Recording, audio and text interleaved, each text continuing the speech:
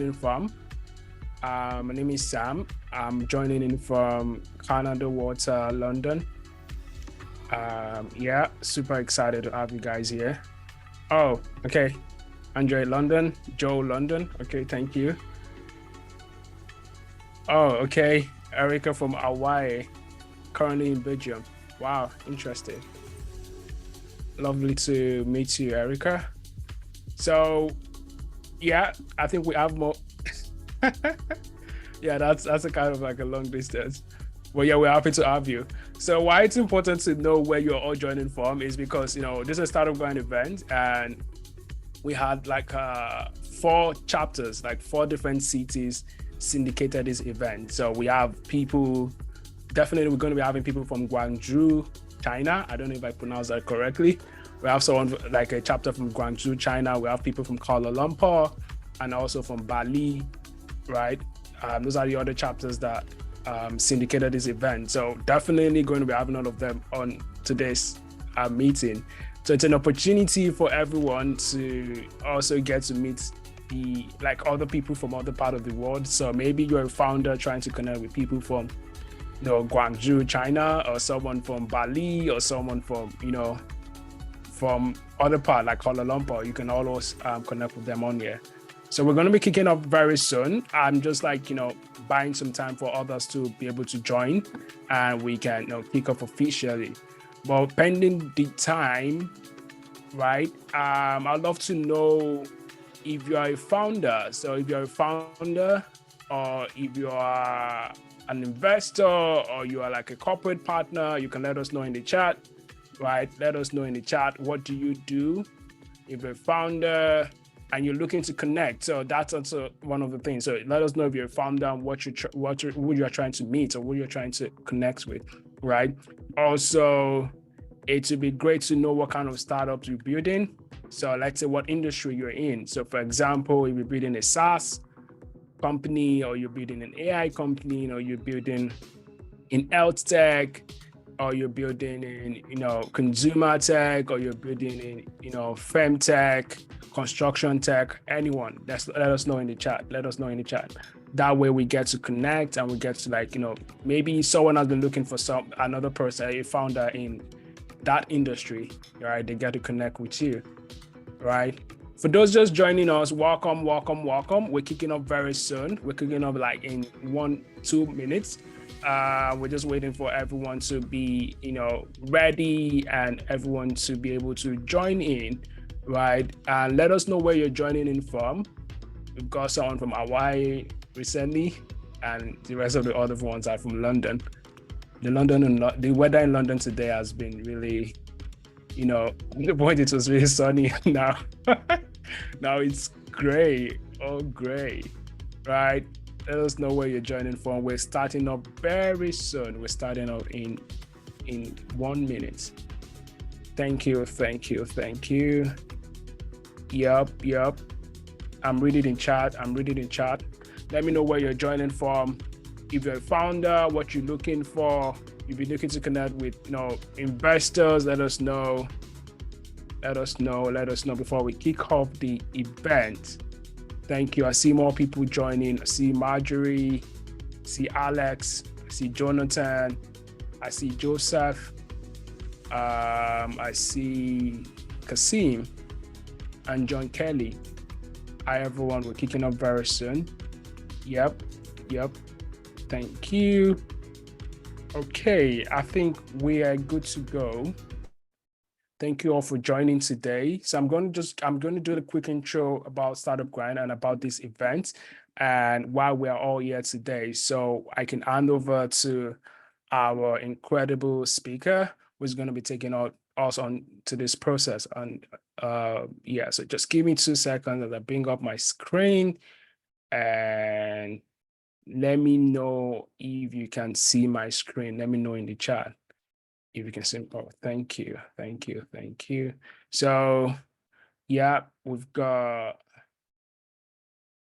so with Startup Grind. So just quick intro. Startup Grind is the largest community for entrepreneurs all over the world. We have like a community full of founders, innovators, creators, and those in between. So we do this through our local event, and we serve our flagship conferences, collectively reaching over 4 million individuals worldwide. So we feature in London entrepreneurs every month. So we do in-person event, and we also do virtual event like this one. Our community values are one, you help others, you give first, education, make friends, connection, and inspiration. So what this speak to is that when you're joining the Startup Grind event, you focus on our values. We want people that, connect with our values, people that are willing to give first before asking in return, people that are looking to make friends, instead of trying to sell anybody or also anyone. So that's the kind of value we are attached to. And this is the old team. This is the rest of the team for Startup Grind. Bram, James, that's me over there, and there's Gabriel and there's Matt. Looking forward to meeting all of you at our in-person event. And these are our sponsors. So we've got sponsors Howard Kennedy, and we've got Mont Park. They've also got amazing discount and amazing credit for founders. If you're starting up a company, looking for a law firm, Howard Kennedy is there for you, giving as a Startup Grind members, also ready to give you some discount. And also for Mont Park, if you're ready to support, if you're looking for accounting support, looking to do your filing, end of the year filing, or looking to do other startup niche related accountancy services. We've also got other partners like Runway Ears, Supreme Factory, and Meetup Video. And I've got like a free gift to anyone who's willing to attend our upcoming event. So we've got an event coming up on the 26th of September, and you can use the code VIP to get a free ticket.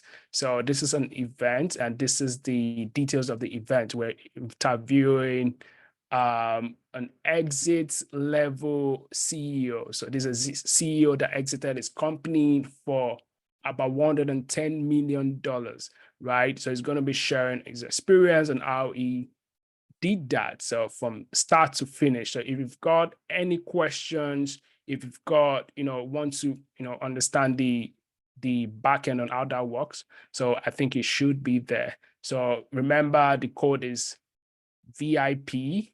Once you get into register for the event, use the code VIP, and you'll be able to get a complimentary ticket on the house. And finally, we're here. So today's session is going to be about how to attract investors and customers with a willing pitch. So we've got Andrea Pacini here with us today. I'm going to read Andrea's profile real quick. So our speaker today is a presentation coach. His company is Idea on Stage, runs presentation coaching and training programs for business owners, leaders, and their teams based on the best-selling book, Confident Presenter. In 2024, Ideas on Stage was named the best presentation skills training specialist in the UK by Corporate Vision. Andrea himself has also been awarded Best Virtual Speaker 2024 in the Speakers Award. Today is going to talk about some fundamental principles of communication. Even better, is going to show you how you can apply these principles when pitching to attract investors and customers. I know you're going to learn a lot today. So please welcome Andrea Pacini. Let's give him a virtual Thank virtual you. clap. Thank you. Thank you, Sam. Thank you, Joanne. I see you are uploading as well. Thank you very much. Appreciate it. Today, I'm not going to tell you what you need to do if you want to achieve your nine-figure exit. That's not my area of expertise. But what we can do is we can look at one aspect of your journey as an entrepreneur, as a founder, for you to be able to achieve your goals. And you can definitely achieve your goals through the power of great presenting, great pitching, great communication. And for me, a pitch, a presentation is a bit like a first date. It's an opportunity to make a great first impression. And the problem I see is that so many people and companies make the big mistake of making an invisible first impression when presenting. So it's not that they make a bad first impression, although sometimes they do, but often they don't make a good first impression either. It's just invisible. And we want to change that. And that's what we're going to do today. So by the end of this session, you'll have a very good understanding of how you can be more visible and effective and impactful when pitching and presenting your ideas. And just a couple of house rules here. You'll see this is going to be a dynamic dialogue. I'd love for this session to be as interactive as possible. So there are a couple of things we can all do. The first one, for example, like Joanne and Jamie, thank you for doing that already. You don't have to for the others, but if you want to turn your webcam on, especially if you're dressed in this part of your body, if you want to turn your webcam on, that's the best thing we can do to have a good connection with each other. The other thing is that from time to time, I'm going to ask you some questions. And every time I do, there is no right or wrong answer. There is no stupid answer. Please let me know in the chat. Everyone is on mute. We do that just to preserve sound quality. But every time I ask a question, please let me know in the chat. Share your ideas, share your experiences, and that way we'll make it more interactive. Thank you, Erica. Good to see you. I'm planning to talk for about 30, 40 minutes so that we've got a few minutes at the end for any questions. And here is my first question to you. Let me know in the chat. What do you hate about presentations? It could be anything. By the way, it doesn't have to be something that you hate about them. It could be something that you don't like about them. It could be something that maybe think about the last presentation you've seen, or think about the last presentation you've attended, the last presentation you've given. Let me know in the chat. Don't overthink it. What's one thing you don't like about presentations?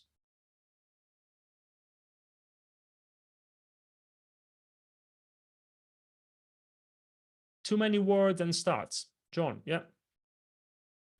Thank you, John. What about the others? Sam says sometimes they get too long and boring. Yeah, you don't want to be a boring presenter, Sam. What about the others? Joanna, Jamie, the others? Don't overthink it. What comes to mind? Creating the perfect story. Erica, we're going to talk about that. Now, the reason why I asked the question is because it's important to understand what's wrong with presentations so you can fix it.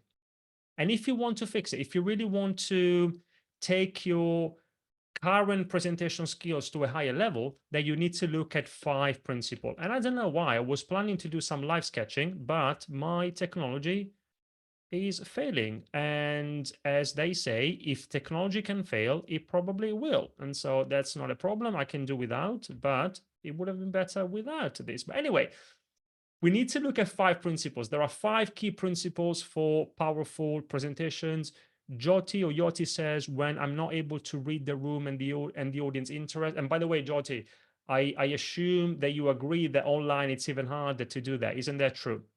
Now, 5 principles, and here they are. Remember the word score. You want to score with your presentations, like in football.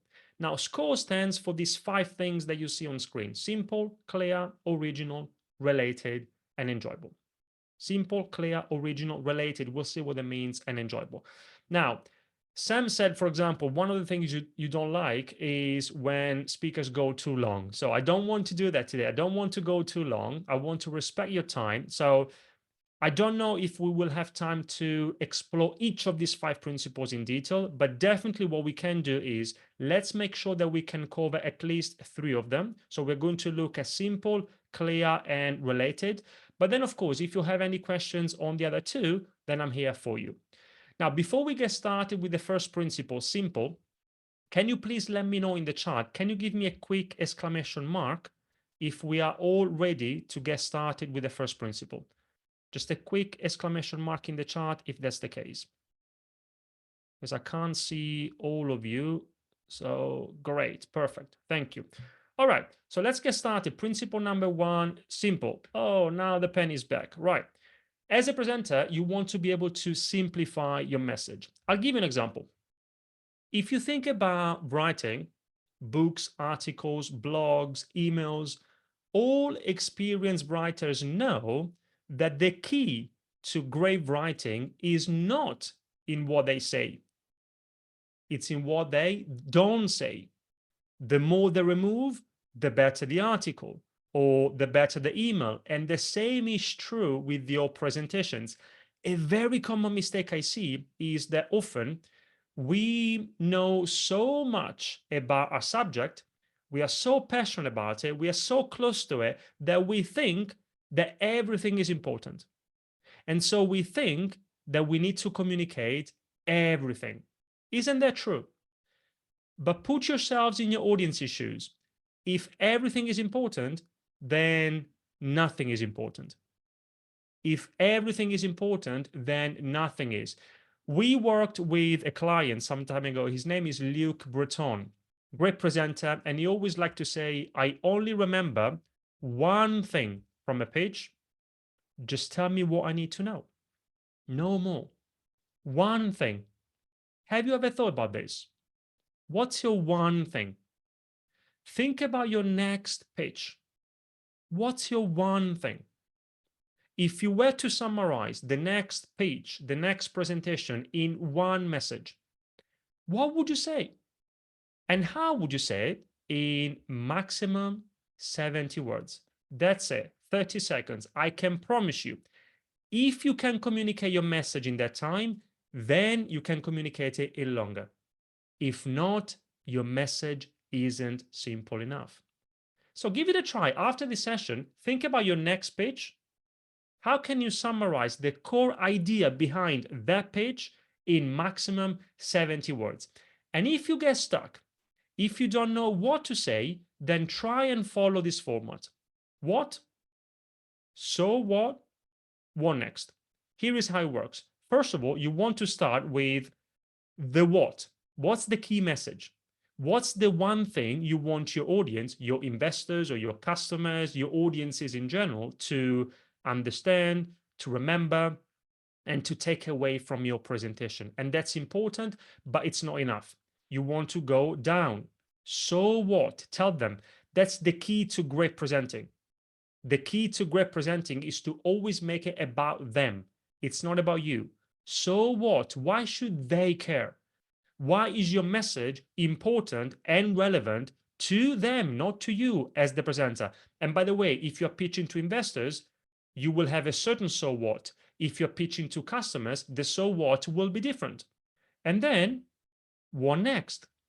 Okay, now that they care, now that they understand why this is important to them, what do you want them to do after your presentation? Tell them. Or at the very least, what do you want them to think, to believe, to feel as a result of your presentation? And you see, that's one way for you to simplify your message. Remember, you can create a paragraph that you can use in your pitch, in your presentation, maximum 70 words in total, that follows this format. What, so what next? And out of curiosity, on a scale from 0 to 10, where 0 means that if you think about this idea of simplify your message, and this would be self-assessment. This is based on your own awareness, or maybe it's based on the feedback you got so far from investors, from potential clients, from your clients. 0 means that you find it very hard to simplify your message. 10 means that you find it very easy to do that. Let me know in the chat, where are you in this spectrum? Self-assessment. Maybe you are somewhere here, you are a 5, maybe you are closer to 10, maybe closer to 0 here. Let me know, what do you think? 7, Johan, yep. Again, I'm not sure if it's Johan or Johan. Is it the first one or the second one? Johan. Johan, sorry. Okay, Johan, right. And Jamie, I love your precision. 7.25. That's perfect. That's great self-awareness. 7, Alex, 7, Sean. Oh, lots of 7s. Yeah, Samuel, yep. And Charles, 5, Joseph, 4. Okay, we do have some room for improvement. Let's continue then. Principle number 2 is clear. We looked at simple. Now let's have a look at clear. Not only do you want to be able to simplify your message, you also need to be able to create a clear storyline, a clear structure. Somebody mentioned in the challenges at the very beginning, the structure of the presentation. Let's talk about that. Now, here is the thing, depending on your audience, whether they are investors or customers or your team, your colleagues, or other stakeholders, depending on the context, depending on what you're trying to achieve. There are certain clear storylines that work better than others. Now, again, today, we don't have time to go through all the different possibilities that you have. But if there's one thing I would really like you to think about, and it's the most important thing anyway, is this. And I have another question for you. Let me know in the chat. What do you think is the most powerful number in communication? Can you type a number in the chat? What's the most important number in communication? If you're not sure, give it a try. Jamie says 3, also Valencia. What about the others? Charles says 1, David 3, John 3, Alex 3. I can tell, oh, Sean says 2, Erica says 0. Interesting. Okay, Joseph 2. All right, so we do have some winners. And the winners are, for example, Joe, Alex, John, David, Valencia, Jamie. Yes, 3 is a magic number. Why? Because if you look at how our brain works, in short-term memory, all of us, we find it very hard to remember more than roughly 3 things, 3 chunks of information. So I don't care, please trust me, nobody does, whether you have 9 reasons or 27 reasons or 1,000 reasons why they should listen to you or believe in your ideas or buy your products or services or support your initiatives or back your, if they're investors, or invest in your startups. Just give them 3. That's what people can remember. So your clear storyline could be as simple as a quick and interesting introduction that catches your audience's attention. Then you communicate your 3 key messages, and then a powerful conclusion, making it very clear to your audience what was your point and why they should care about it. If you're not doing this today, if you're not paying attention to the way you structure your presentations, you are making it hard for your audience to follow you, remember what you say, and do something and take action. And if that's the objective, and I know that as founders, that's often the objective when you're pitching, when you are presenting, you want the audience to do something, to take action. That's why this principle is so useful. By the way, this is called the rule of 3. You can Google it. It's not something that I made up. You can Google it. The rule of 3, which is one of the simplest and most powerful principles in communication. So you communicate 3 key points, 3 key messages. I'll give you a few examples. It could be what, so what next? So if we want to connect the dots, that's the framework I gave you before to simplify your message. Message number 1 could be the what. What's the key thing you want the audience to understand or remember?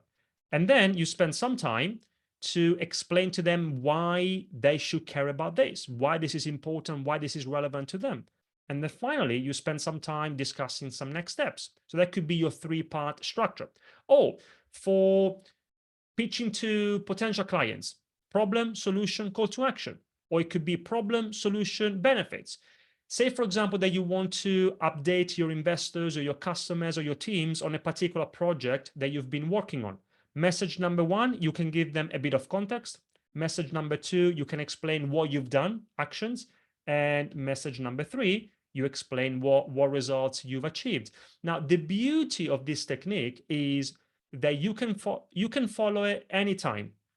Whether you have 5 minutes or 50 minutes or 5 hours, if you think about it, you can always structure your thinking with 3 key messages. Now, if you just have 5 minutes, then all you can do is you communicate your 3 key points. If you have more time, for example, today Sam gave me like 30, 40 minutes, then I can and I should, and you can do the same. You can and you should support your 3 key messages with some supporting points. But it's always very clear for the audience. You've got, okay, today I'm going to talk about 3 things. Okay. Now, I'll give you an example. This is the website of Startup Grind. Can you please, either in the chat or feel free to unmute yourselves if you prefer, can you notice here the rule of 3 in action? Can you see where the rule of 3 has been used on the website? Because, by the way, the rule of 3 is not just for pitching and presenting. It's a fundamental principle in communication that you can apply in many other communication contexts. Alex says, build, grow, scale. Exactly. opportunities they need to build, grow, and scale their companies. There is also another example. Anyone? Well done, Alex, by the way. The second example is making friends, giving first, helping others. Exactly, Johan. We believe in making friends, not contacts. We believe in giving first, not taking. We believe in helping others before helping yourself. I'm sure that within the startup community, there are many other beliefs, but these are the three most important ones. That's what's stuck in the mind of the audience. That's what people remember. Now, I should also say something else, and this is particularly when it comes to investor pitches. Now, the rule of three may or may not work in the context of pitching to investors, because an investor pitch, as you know, is a very particular type of presentation. For an investor pitch, especially when you've got just a few minutes, say that you have 5 minutes for you to be able to attract investors, you want to pitch your idea, your startup to them, then remember this, post it. Remember, like a post-it note. This can be your structure, at least at a high level. Then, of course, if you have more time, you can expand it. But these are the 6 key ingredients of a winning pitch for investors. Post-it stands for problem, opportunity, solution, time frame, investment, team. Post-it, problem, opportunity, solution, time frame, investment, team. And by the way, it doesn't have to be in this order. The only thing that's important from an order perspective is that you don't talk about your solution until you've talked about the problem. No one cares about your solution unless first you make them understand what's the problem that you solve. So you start with the problem. By the way, the problem is also not enough. You also want to talk about the market opportunity behind that problem, because not every problem is worth solving. Problem, market opportunity, then you explain your solution, how you solve the problem. Time frame. Time frame means things like, what are your key milestones? What have you achieved so far? What are you planning to achieve in the future? What are the key milestones in the near future? And then investment, what's the ask? How much money do you need? And make sure that when you do that, explain to the investors how the money that you are, how the amount of money is going to help you achieve the milestones that you've talked about in the previous section of the pitch.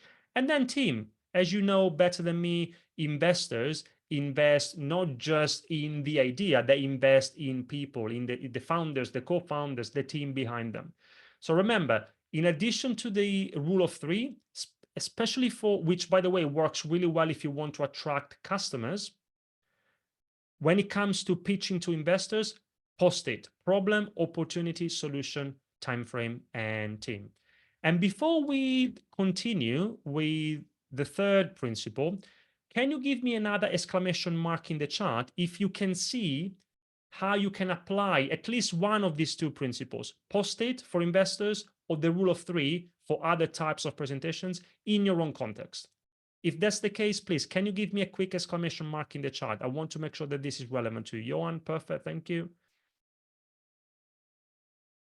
Joseph as well. Okay, a few others coming up. Perfect. Jamie, Nicholas, good. All right, so we looked at simple, we looked at clear. Let's look at related. What does this mean? I have another question for you. Let's say that in a couple of weeks, you need to give a presentation, pitch, presentation. Let's say that today you start working on it. Today is the day that you start preparing a presentation that you need to give in a couple of weeks from now. Where would you start? What's the first thing you normally do when you start preparing a presentation? And please, before you type anything in the chat, don't tell me what you know you should do. Don't tell me what you think you should do. Be honest. Tell me what you actually do. Let me know in the chat without overthinking it. What's the first thing you normally do when you start preparing a pitch or a presentation? I'll give you a few seconds. Alex, procrastinate. Okay, you've been honest. Thank you. Daria, I figure out those 3 key ideas. Great stuff. Jamie, build out Stroman. John, find out who you are presenting to. Johan, connect with them, in thinking of them in mind. I think that's connected to similar to what John mentioned. Erica, I've run my key points. Now, I'm happy with your answers. Sean, Storm, thoughts over liver buzz, and then start cutting out the excess. It's good that you cut out Nicholas, research, subject, target audience. Now, I'm happy with your answers because no one told me. I just open up PowerPoint and put together some slides, which, believe it or not, I can tell you in my experience, that's the very first thing most people do. They just open up PowerPoint. I say PowerPoint, it could be any other presentation tool. It doesn't make any difference. And then most people start putting together some slides. What many other people do is they start thinking about their subject, what they want to say. For example, like Erica mentioned something similar, and Sean as well. And Daria, yeah, I figure out those 3 key ideas. So you start thinking about what it is that you want to communicate, and that's what many other people do. That's much better than just opening up PowerPoint. But even that is not the very first thing you want to do. Now, as for example, let's see, as John and Johan and Nicholas as well, as they said, when you give a presentation, a pitch, you are communicating with someone. And so you need to start with them. When you give a presentation, it's always their presentation, not yours. It's the audience's presentation, not yours. Which means, but by the way, think of a presentation as a present. If I want to give you a present, it's your present, not mine. And so I need to make sure that I know you so that I can buy something that you like. A presentation is very similar. When you give people a presentation, it's their presentation, not yours. And so you need to make sure that you know your audience, that you know your investors, that you know your customers, that you know your various stakeholders, definitely before you open up the presentation tool, but also before you start thinking about what you want to communicate. That depends on the audience. Now, in practice, how can you do that? I want to give you another practical framework that you can apply in your very next presentations. And here it is. ABC. Remember this, ABC, audience, burning needs, context. Which means, by the way, this is the very first thing I always do when I prepare my own presentations. We follow exactly the same approach when we work with the clients. ABC, you want to take some time and ask yourselves some questions about these 3 things. Number 1, audience. Who are the key people in the audience? Also, burning needs. What do they really need? What do they expect from your presentation? What challenges do they have? How do those challenges relate to your activities? What do they expect to hear? What do they need to hear? That's what I mean by burning needs. And then also context. For example, is it one-to-one? Is it one-to-many? If it's one-to-many, how many? Is it in person? Is it online? What's the duration? Do you have 5 minutes? Do you have 30 minutes? Changes everything. Now, don't get me wrong. I'm not saying that if you don't do that, then you can't create a great presentation. You can. But the risk is that you develop a fantastic presentation, but for the wrong audience. For example, some time ago, we worked with a client. Her name is Marie from Paris. Marie is an executive. She's an expert in leadership. And she was invited by an association in Finland to give a talk about leadership. And she was super excited. It was one of the first international speaking opportunities. And so she prepared really well. She knew her message. She told us that she had prepared 50 beautiful slides. And also she practiced. So she was ready to go. She flew to Finland the day before the conference, then arrived there on the day, half an hour before the audience, because she wanted to make sure that she had time to set things up. And when she was about to connect her laptop to the screen, she realized that there was no screen. So a little bit of panic, she went and asked the organizers, assuming that they would say, "Oh, sorry, Marie, now we're going to fix this for you." But what they did instead was they started laughing. They started laughing. And so she says, "Why are you laughing?" And they say, "Look, Marie, you want to show 50 slides, but actually you've been invited to give a talk to the association in Finland of blind people." Blind people. Now, I know it's an extreme example. It sounds like a bad joke, but it happened for real. You see, Marie was very well prepared, apart from one thing. Yeah, someone was sharing the screen. Apart from one thing, she didn't know her audience. She didn't even take the time to translate the name of the association from Finnish to French, and she would have realized that perhaps there was no need to have 50 beautiful slides. So, what does this mean for you? If you want to make sure, you should want to make sure that your next pitches, your next presentations are related, which means relevant to your audience, relevant to your investors, relevant to your customers, relevant to your teams. Before you do anything else, you need to start with them, with the audience. And I gave you a practical framework for you to do that. Remember, ABC: audience, burning needs, context. Now, let me know in the chat again. Can you please type either 1 or 2?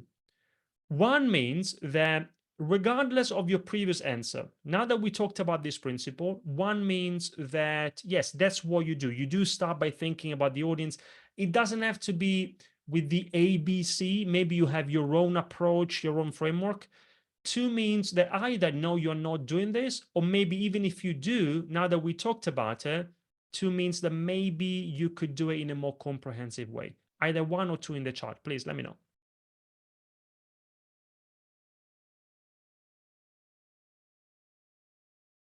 We've got a few 2s and a couple of 1s as well. Okay, perfect. Remember, you want to score with your presentations, like in football. Simple, clear, original, related, and enjoyable. We looked at 3 principles. There are 5 in total. Simple, because the more you say, the less they remember. So you need to keep it short, simple, and to the point. Clear, because your key messages should be obvious to everyone, including you as the presenter. Original, because you want your presentations to stand out, to be a bit different, so that they'll pay more attention and remember it for longer. Related, because it's their presentation, not yours. And so you need to make sure that what you say is useful and relevant to them, to your audience.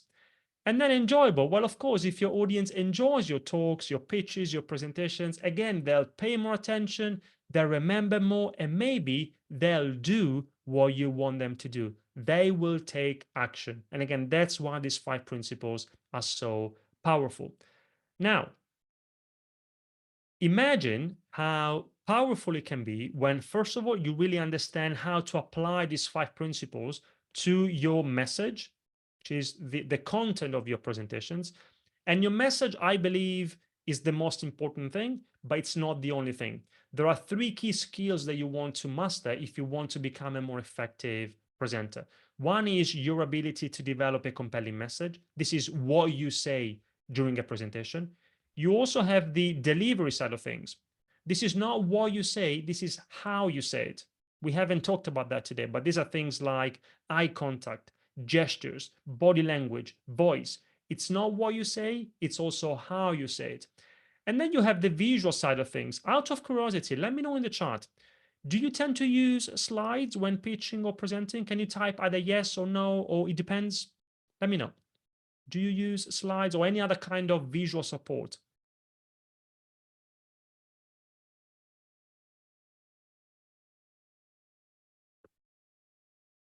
Mostly depends. It depends on the taste, Johan. Yep.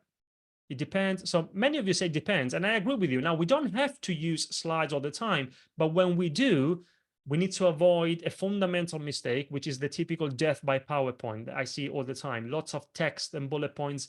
People can't read and listen at the same time. So if you use slides, for example, you need to keep them simple and visual. And if you do, they're going to support, reinforce, and amplify your message. Now, here is the thing. If any of these 3 key elements is either missing, or if you don't do it correctly, you will find it hard to reach your objective. It's a bit like going to the theater, and you go to the theater. A theater show has the screenplay, and that's the message, that's the content of the show. It also has actors, and that covers the delivery side of things.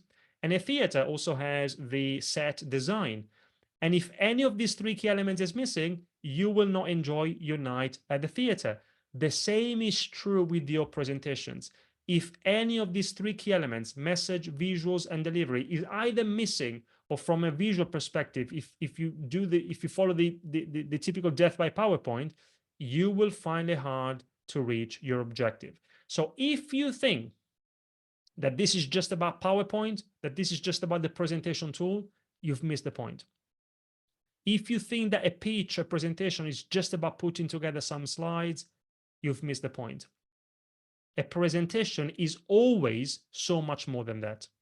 It's your opportunity to communicate your ideas, to do it well, so that you can attract investors, so that you can attract clients, so that you can attract the best team members, so that you can grow and scale your business, so that you can make a bigger impact. I don't know what your goal is, but I'm 100% sure that regardless of what it is, it must be so much more than just putting together some slides. Before we close, out of curiosity, what's your one thing from today? What was most useful for you today? I'll give you a few seconds and then please type in the chat. What's your key takeaway? What's one thing you are taking away from this session? Johan says the rule of three. Okay, thank you. What about the others? It could be anything. An idea, an insight, a reflection, a comment. It could be something that you knew, but it was a good refresher for you. It could be something that now you've decided to apply to your very next presentation. Also for Mayes, the rule of three. Again, I hope I'm pronouncing everyone's names correctly. If not, I apologize. John says the structure that you suggest. And John, we looked at two types, either the rule of three key messages, or post-it for the post-it framework for investor pitches: problem, opportunity, solution, investment, time frame, and team. Sean, the rule of three. Yep, great. Joseph, relevant, starting with the audience. Johan, plenty of notes, lots of, okay, thank you. Good to know that, Johan. Post-it, score, and 3 from Charles. Okay, perfect. Let me see, we've got time. I'm happy to take your questions. Before I do, I want to give you a couple of free resources. And let me see, we've got a couple of slides, but perhaps, yes, you've got the link and my email address as well in the chat. Now, the first one is the Confident Presenter Scorecard, which is a way for you. By the way, you've got the link in the chat, the link in the slide. There's a QR code. Feel free to take a screenshot, whatever you prefer. You can also Google Confident Presenter Scorecard. It's a way for you to very quickly assess your current presentation skills against the 5 principles we talked about today. It's free. It takes less than 3 minutes. You just need to answer a few questions. You will get a score from 0 to 100% on each of the 5 principles. And the tool will also identify opportunities for improvement for you.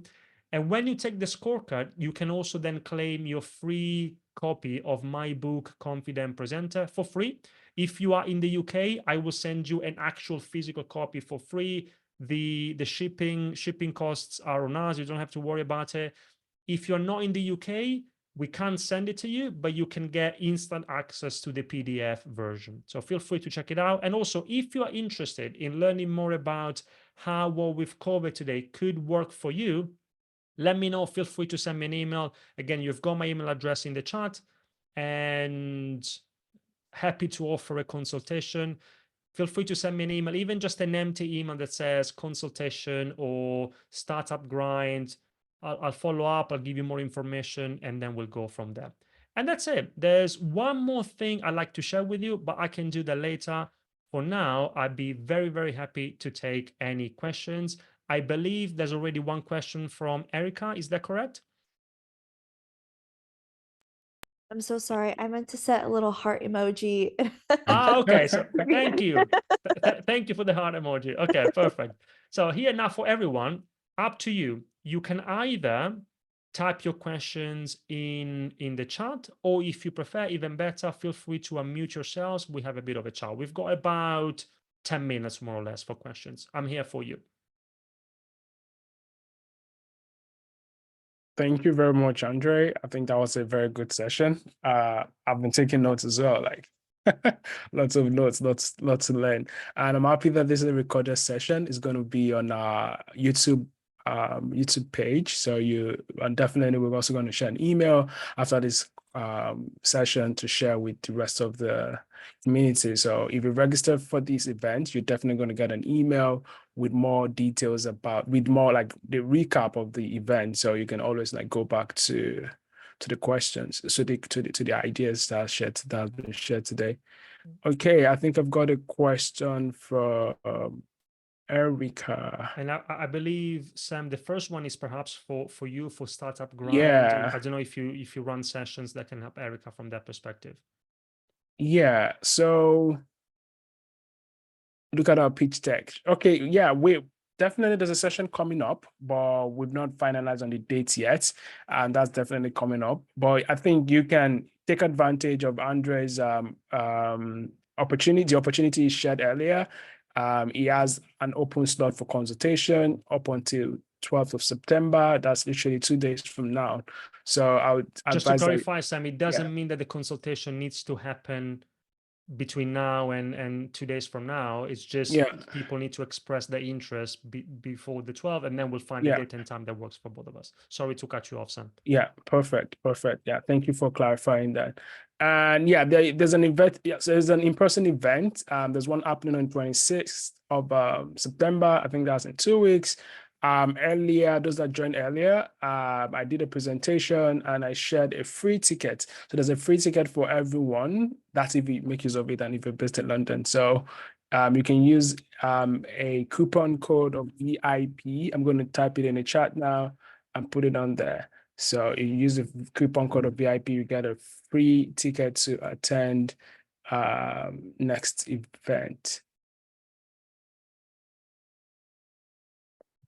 And for others, look, no one has ever complained if a meeting or presentation finishes a bit earlier than planned. So we don't have to take the next 10 or 15 minutes that we have. But if you do have questions, I'm here for you. I'm happy to support.